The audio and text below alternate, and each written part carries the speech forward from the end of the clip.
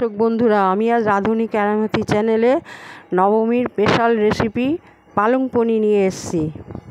প্রথমে পনিরতে কী লাগবে উপকরণ হচ্ছে গোটা জিরে, গোটা গরম মশলা, টমেটো কুচি, নুন, হলুদ, আদা লঙ্কা, কাঁচা লঙ্কা বাটা, আদার সাথে পনির টুকরো করে কাটা, আর হচ্ছে পালং শাক বাটা। পালং শাকটা আমি পেস্ট করে নিয়েছি। এই উপকরণগুলো লাগবে পালং পনিরতে। প্রথমে গ্যাস ধরিয়ে কড়াই বসালাম। কড়াইটা গরম হলে সর্ষের তেল দিলাম।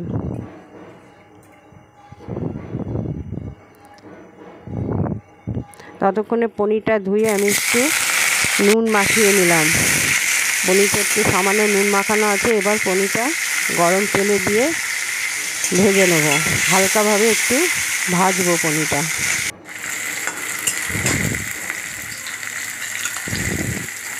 এবার পনিরটা আমি হালকাভাবে ভেজে তুলে নিলাম। ভাজা হয়ে গেছে।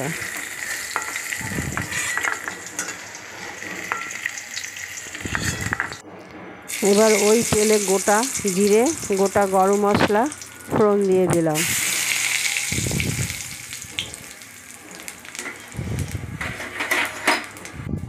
আবার টমেটো কুচি দিয়ে নিলাম, দিয়ে একটু নাড়াচাড়া করে নিলাম।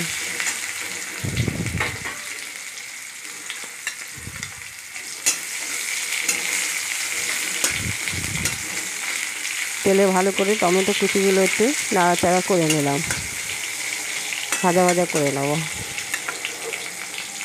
এবার আদা আর কাঁচা লঙ্কার পেস্টটা দিয়ে দিলাম, দিয়ে ভালো করে নাড়াচাড়া করে নিলাম টমেটো কুচির সাথে।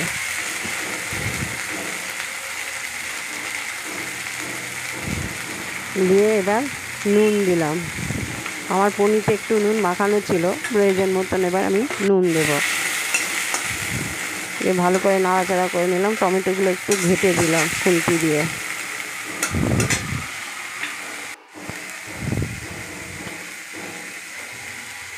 দিয়ে হলুদের গুঁড়ো দিলাম, জিরের গুঁড়ো দিলাম,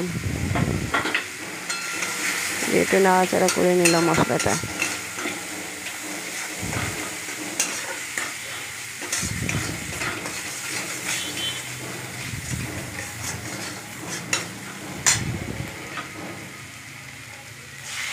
দিয়ে আমি পালং শাকটা পেস্ট করে রেখেছিলাম, ওই পালং শাকের পেস্টটা দিয়ে ভালো করে নাড়াচাড়া করে নিচ্ছি। এবার মশলাটার সঙ্গে ভালো করে পালং শাকের পেস্টটা কষিয়ে নেব। অনেকক্ষণ ধরে পালং শাকের পেস্টটাকে কষাতে হবে, যাতে কাঁচা গন্ধ না লাগে। সব মশলা উপকরণ একসঙ্গে দিয়ে ভালো করে কষিয়ে নিচ্ছি পালং শাকের পেস্টের সঙ্গে। দিয়ে এবার ভাজা পনিরগুলো দিয়ে দিলাম।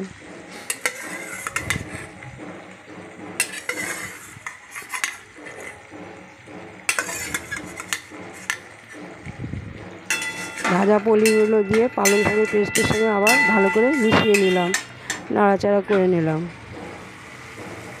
এইবার পালং শাক বাটার যে বাটিতে রেখেছিলাম ওই বাটিতে জল দিলাম। পালং শাক বাটার বাটি, পেস্টের বাটি ধোয়া জলটা দিয়ে ভালো করে পনির সাথে জলের সাথে পালং শাকের বাটার রসের সাথে মিশিয়ে দিলাম, নাড়াচাড়া করে নিলাম। এবার ঢাকা দিয়ে দিলাম।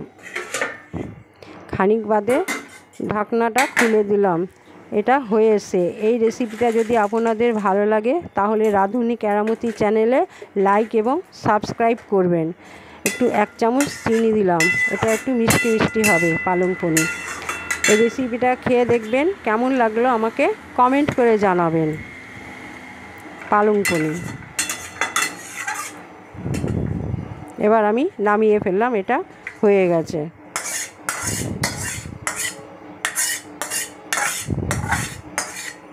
এটা রুটি বা পরোটার সঙ্গে ভালো যাবে এবং ভাতের সঙ্গেও খেতে পারবেন।